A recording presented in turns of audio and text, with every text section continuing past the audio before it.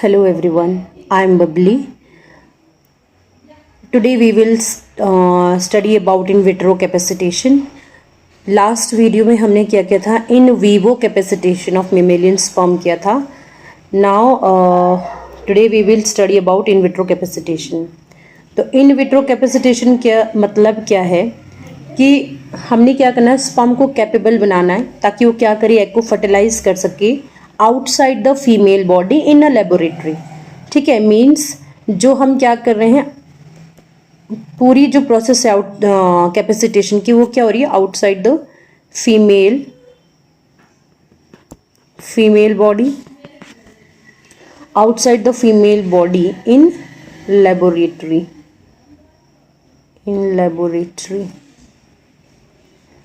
by using special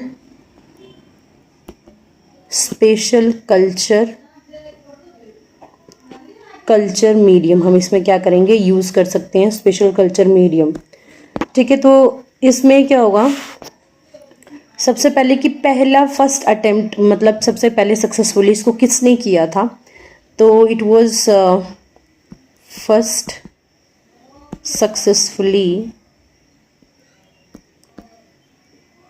successful attempt was done by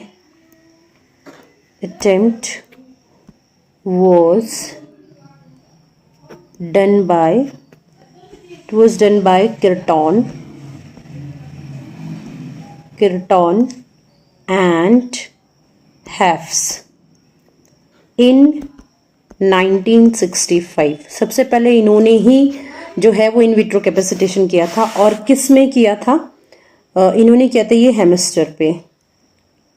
hamster क्या है, rodent जो होते हैं. ठीक है, उस पे क्या था, उस इससे क्या करा इन्होंने, जो एपिडाइडिमस होता है वहां से स्पर्म को कलेक्ट किया था. यानी कि कहाँ से क्या था,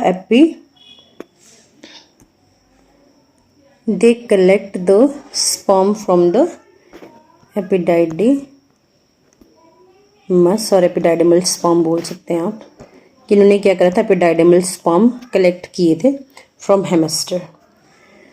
फिर इसके बाद इन्होंने क्या किया, इसको इंक्यूबेट कराया मीडिया पे, that is artificial media. And जो मीडिया इन्होंने यूज़ किया था, यानी कि जो इन्होंने मीडियम यूज़ किया, that medium is known as Tyrode medium. इसका नाम क्या है, इसका नाम है टायरॉइड्स मीडियम.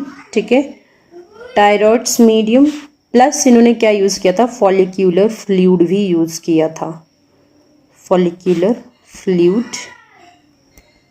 और इसको कितने हार्ट्स के लिए इन्होंने इंक्यूबेट किया था, अराउंड 3 हार्ट्स के लिए क्या करा, इसमें इंक्यूबेट किया था. तो ये मीडियम था, दैट इज़ वेरी इंपॉर्टेंट कि टायरॉइड्स मीडियम इन्होंने यूज़ किया था. ठीक है, विथ फॉलिकुलर फ्लूइड.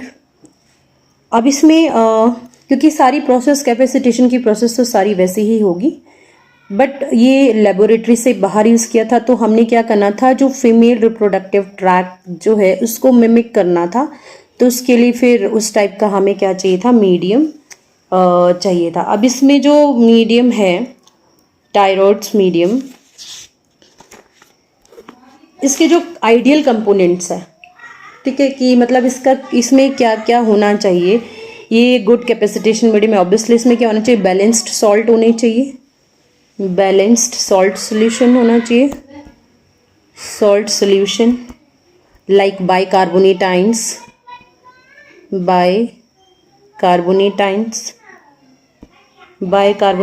होने चाहिए जो एक्टिवेट करे कैपेसिटेशन को. दूसरा कैल्शियम आयन चाहिए, कैल्शियम आयंस जो एसेंशियल है कैपेसिटेशन एंड एक्रोसोम रिएक्शन के लिए. नेक्स्ट इज एल्बुमिन चाहिए था, एल्बुमिन जो क्या करेगा, रिमूव करेगा कोलेस्ट्रॉल को, कोलेस्ट्रॉल को रिमूव करेगा from the sperm membrane,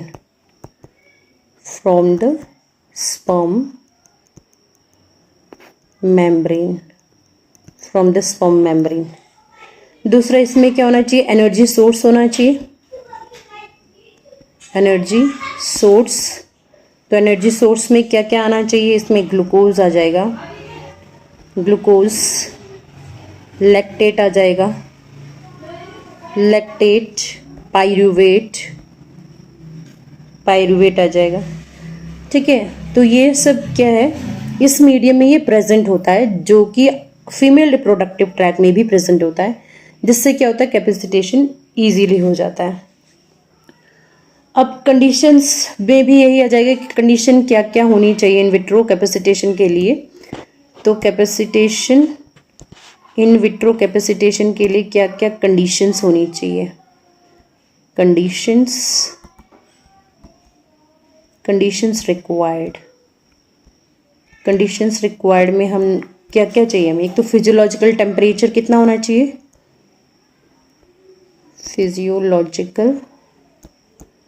physiological temperature, तो ये होना चाहिए 37 टू 39 डिग्री सेल्सियस के बीच। और जो पीएच है वो कैसी होनी चाहिए, पीएच इज स्लाइटली एल्कलाइन होना चाहिए, स्लाइटली एल्कलाइन, एल्कलाइन यानी कि कितना होना चाहिए, अराउंड 7.4 टू 7.8 के आसपास होना चाहिए। प्लस प्रॉपर क्या होना चाहिए, इसमें कार्बन डाइऑक्साइड कंसंट्रेशन होनी चाहिए,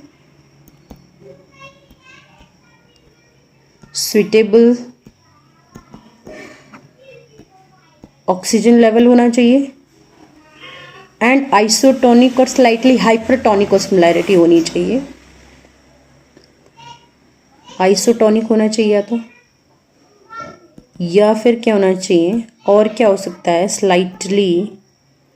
स्लाइटली क्या होगा, hypertonic, hypertonic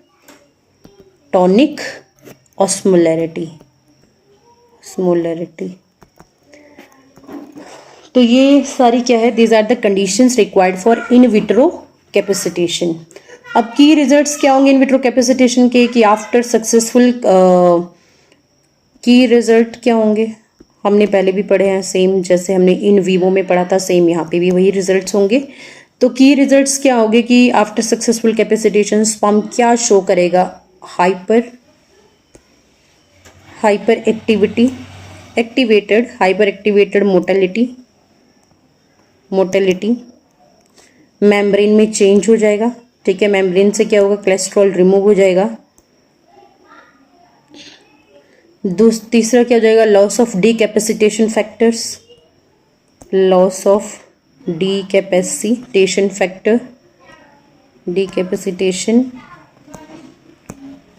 factors, ability to undergo the acrosome reaction, ability to undergo the acrosome reaction,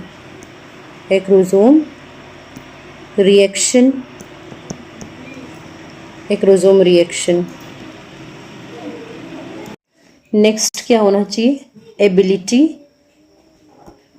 ability to fertilize the egg. ठीक है, तो ये सारे क्या है, आफ्टर, मतलब these should be the key results. तो ये सारे रिजल्ट्स होने चाहिए। तो ये इतना ही है, इसमें इस तरफ हमने मेन याद रखना है कि किसने ये किया था सक्सेसफुल अटेम्प्ट, मतलब सक्सेसफुली किसने इन विट्रो कैपेसिटेशन किया था, और किस स्पीशीज में किया था, हेमिस्टर में किया था, कब, कौन से ईयर में किया था, मीडियम का नाम क्या है, ठीक है, और उसमें क्या क्या प्रेजेंट होता है। बाकी सेम प्रोसीजर वही है कि कैपेसिटेशन कैसे होता है। ठीक है, तो these are the main points of in vitro capacitation. तो थैंक यू सो मच। अगर आपको वीडियो अच्छी लगी तो प्लीज़ शेयर एंड सब्सक्राइब।